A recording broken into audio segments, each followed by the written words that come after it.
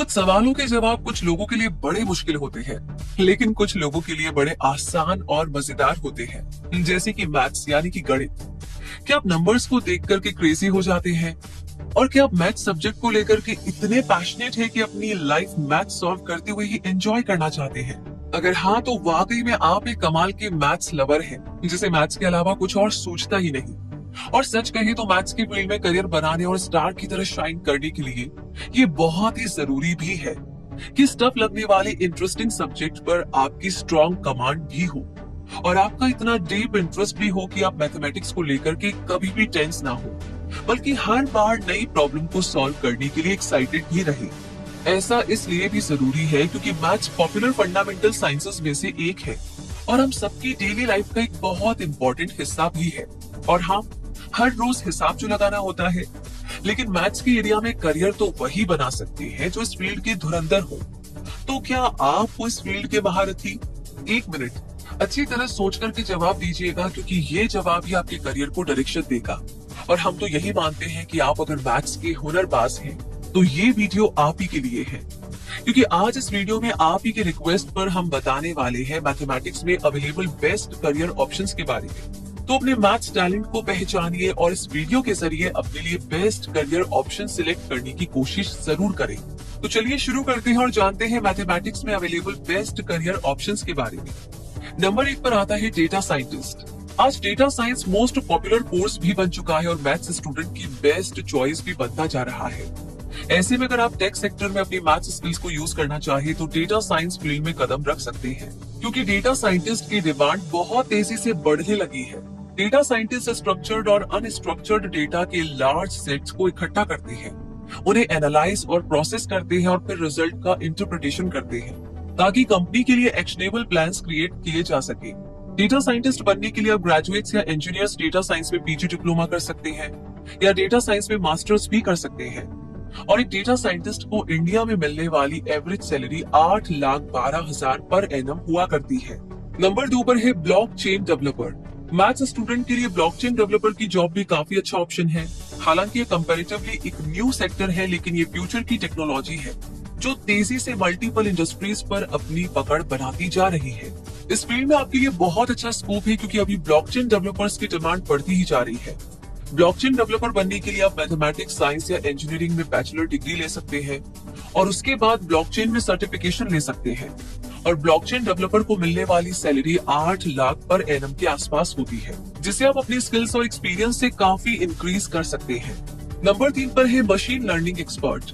अगर आप ऐसे मैथ्स लवर हैं जिसे टेक इंडस्ट्री में वर्क करते हुए न्यू एंड लेटेस्ट टेक्नोलॉजीज पर हाथ आजमाना है, तो आपको मशीन लर्निंग एक्सपर्ट बनने के बारे में जरूर से सोचना चाहिए, क्योंकि ये काफी एक्साइटिंग करियर साबित हो सकता है और फिर आपको हाई प्रोफाइल टेक कंपनीज में वर्क करने का चांस भी तो मिलेगा। तो एक मशीन लर्निंग एक्सपर्ट के तौर पर आप क्रिटिकल प्रॉब्लम्स को सॉल्व करने के लिए एल्गोरिथम्स का यूज करेंगे। मशीन लर्निंग एक्सपर्ट बनने के लिए आप मैथमेटिक्स या स्टैटिस्टिक्स में बैचलर डिग्री ले सकते हैं, जिसके साथ मशीन लर्निंग एंड एआई में डिप्लोमा भी कर सकते हैं। इस पोजीशन पर मिलने वाली average salary 6.9 lakh per annum हुआ करती है, जो कि एक्सपीरियंस के बाद 20 लाख पर एनम तक भी जा सकती है। अब आगे नंबर 4 पर आता है एक्चुअरी। एक्चुरियल साइंसेज रिस्क पर फोकस करती है और एक एक्चुअरी के तौर पर आपको कंपनीज की रिस्क रिलेटेड प्रॉब्लम्स को एनालाइज करके सॉल्व करना होगा, ताकि कंपनी अपने रिस्क को कम कर सके और राइट डिसीजंस ले सके। हेल्थ केयर, इंश्योरेंस, बैंकिंग और फाइनेंस जैसी इंडस्ट्रीज में एक्चुअरी को अच्छे जॉब ऑफर्स मिल सकते हैं। इस फील्ड में एंटर होने के लिए आपके पास मैथमेटिक्स, कॉमर्स या स्टैटिस्टिक्स में बैचलर डिग्री होनी चाहिए, जिसके बाद आपको एक्चुरियल कॉमन एंट्रेंस टेस्ट यानी कि ACET पास करना होगा। इस फील्ड में वर्क करने पर यानी एक एक्चुअरी की पोजीशन पर वर्क करते हुए आपको मिलने वाली average salary 9 lakh per annum हो सकती है और अगर आपका एक्सपीरियंस स्ट्रॉन्ग हो तो ये सैलरी टाइम के साथ 40 लाख पर एनम तक भी चली जाती है। नंबर 5 पर है बैंकर। मैथ्स स्टूडेंट के लिए एक और ग्रेट करियर ऑप्शन बैंकर बनना है, क्योंकि बैंकिंग सेक्टर में करियर मतलब अच्छी सैलरी, सिक्योरिटी और यूनिक वर्क चैलेंजेस। और क्योंकि इस सेक्टर में तो नंबर्स ही नंबर्स होती है, इसीलिए मैथ्स स्टूडेंट के लिए सेक्टर में ग्रो करना बहुत ही आसान हो जाता है। इस सेक्टर में आप bank probationary officer, marketing officer, financial analyst और अकाउंट मैनेजर्स जैसी पोजीशंस पर काम कर सकते हैं। और ऐसी पोजीशंस पर पहुंचने के लिए आपके पास बैचलर डिग्री होनी चाहिए और आपको बैंक्स के एंट्रेंस एग्जाम को क्लियर करना होगा। इसमें आपके पास IBPS, SBI और RBI जैसी ऑर्गेनाइजेशंस के ऑप्शंस अवेलेबल होंगे। और इस सेक्टर का सैलरी पैकेज भी आपको अट्रैक्टिव ही लगेगा, क्योंकि पीओ को मिलने वाली एवरेज सैलरी 7 से 12 लाख पर एनम हो सकती है। तो फाइनेंशियल एनालिस्ट की पोस्ट पर 5 lakh per annum salary earn की जा सकती है। नंबर 6 पर स्टैटिस्टिशियन। ग्राफ्स और चार्ट्स के जरिए डेटा को कलेक्ट, ऑर्गेनाइज और एनालाइज करना ही तो स्टैटिस्टिक्स होता है ना? और एक मैथ्स स्टूडेंट होने के नाते आप तो ये बहुत अच्छे से जानते ही होंगे, क्योंकि मैथ्स स्टूडेंट के फेवरेट और मोस्ट पॉपुलर करियर ऑप्शंस में स्टैटिस्टिशियन भी शामिल है। और अच्छी बात यह है कि स्टैटिस्टिशियंस की डिमांड एवरग्रीन होती है, यानी हमेशा बनी रहती है। एक स्टैटिस्टिशियन बनने के लिए आपको मैथमेटिक्स या स्टैटिस्टिक्स में बैचलर डिग्री लेनी होगी और उसके बाद आप स्टैटिस्टिक्स में मास्टर्स डिग्री ले सकते हैं और इस फील्ड में उतरकर 5 लाख पर एनम का सैलरी पैकेज भी पा सकते हैं, जिसे अपनी स्किल्स और नॉलेज के बेस पर आप आसानी से इंक्रीज भी कर सकते हैं। नंबर 7 पर आता है मैथमेटिशियन। अगर आप ऐसे मैथ्स लवर्स में से हैं जो हमेशा मैथ्स के साथ डायरेक्टली जुड़े रहना चाहते हैं, तो आप रिसर्चर यानी मैथमेटिशियन बन सकते हैं और अपनी एक्सटेंसिव नॉलेज का यूज करके कॉम्प्लेक्स मैथमेटिकल प्रॉब्लम्स को सॉल्व करने में बिजी रह सकते हैं। आपके लिए ये एक एक्साइटिंग और सेटिस्फैक्टरी करियर ऑप्शन हो सकता है, क्योंकि आप मैथ्स की थ्योरीज और एप्लीकेशंस को एडवांस लेवल पर स्टडी कर पाएंगे और प्रॉब्लम्स को सॉल्व कर पाएंगे।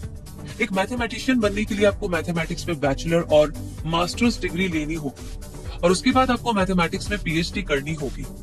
एक मैथमेटिशियन के तौर पर आपको मिलने वाली average salary 9 lakh per annum हो सकती है। और अब आगे नंबर 8 पर आता है क्रिप्टोग्राफर। क्रिप्टोग्राफर बनने के लिए क्रिएटिव मैथमेटिकल माइंड की जरूरत होती है, इसलिए मैथ्स स्टूडेंट के लिए ये भी एक सूटेबल करियर ऑप्शन हो सकता है। एक क्रिप्टोग्राफर डेटा को बहुत से डिफरेंट तरीकों से एनक्रिप्ट और डिक्रिप्ट करता है ताकि उसे सेफ रखा जा सके और किसी ऑर्गेनाइजेशन में highly secure data transmission possible हो सके। ये क्रिप्टोग्राफर्स ही हैं जिन्होंने इंटरनेट को ऐसा सेफ प्लेस बनाया है जहां पर ऑनलाइन शॉपिंग और प्राइवेट मेल सेंड करने जैसे टास्क कंडक्ट किए जा सकते हैं। क्रिप्टोग्राफर बनने के लिए आपके पास कंप्यूटर साइंस या मैथ्स में बैचलर डिग्री होनी जरूरी है। उसके बाद आप साइबर सिक्योरिटी में सर्टिफिकेशन करके अपनी स्किल्स को एनहेंस कर सकते हैं। एक क्रिप्टोग्राफर को मिलने वाली average salary 6 lakh per annum हुआ करती है। Number 9, professor. अगर आप मैथ्स को लेकर के इस कदर पैशनेट है कि अपनी इस नॉलेज को स्टूडेंट्स के साथ शेयर करना चाहते हैं और उन्हें भी मैथ्स का एक्सपर्ट बनाना चाहते हैं, तो आप एक मैथ्स प्रोफेसर भी बन सकते हैं। और ये तो सभी जानते हैं कि प्रोफेसर की जॉब एवरग्रीन होने के साथ साथ प्रेस्टिजियस भी होती है और इसमें टीचिंग करने के साथ साथ आप फर्दर रिसर्च भी कर सकते हैं और जर्नल्स भी पब्लिश कर सकते हैं। एक मैथ प्रोफेसर बनने के लिए आपके पास कम से कम मास्टर्स डिग्री तो होनी ही चाहिए और रेप्यूटेड इंस्टीट्यूट्स में मैथ प्रोफेसर बनने के लिए आपको डॉक्टरेट भी कर लेनी चाहिए। एक मैथ प्रोफेसर के तौर पर मिलने वाली average salary 6.4 lakh per annum हो सकती है, जो कि एक्सपीरियंस के साथ बहुत हाई सैलरी पैकेज तक भी जा सकती है। नंबर 10 पर आता है साइकोमेट्रिशियन। मैथ्स और साइकोलॉजी पसंद करने वाले स्टूडेंट्स के लिए एक फेवरेबल करियर ऑप्शन साइकोमेट्रिशियन का है।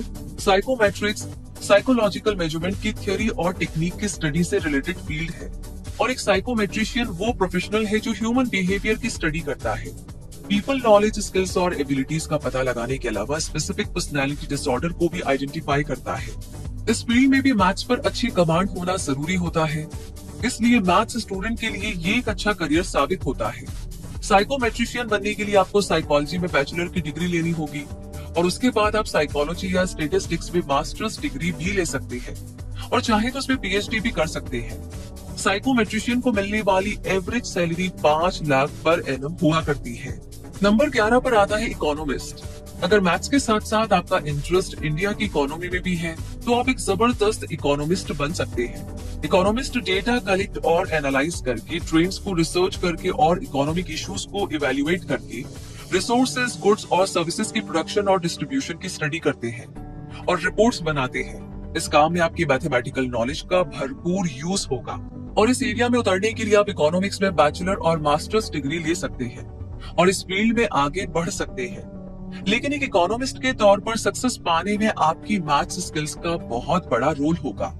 एक इकोनॉमिस्ट को मिलने वाली average salary 7.9 lakh per annum हुआ करती है।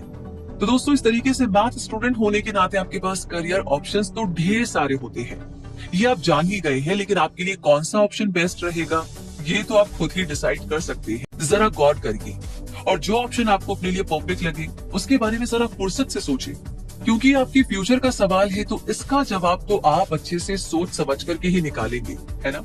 और साथ ही अगर ये वीडियो और हमारी टीम की मेहनत आपको बहुत अच्छी लगी है तो प्लीज आप अपना ढेर सारा प्यार, ढेर सारी तारीफें शेयर कर सकते हैं कमेंट बॉक्स में लिख करके। इसके अलावा कोई और भी सवाल है जिसके बारे में आप जानना चाहते हैं आप हमें लिख दीजिए।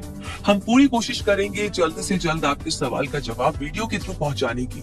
इसके अलावा जितने भी नए लोगों ने आज हमें ज्वाइन किया है उनसे रिक्वेस्ट है कि आगे भी ऐसी जानकारियां पाते रहने के लिए सब्सक्राइब कर लाइक को प्रेस कर दीजिए ताकि कोई भी नोटिफिकेशन आप मिस ना करें।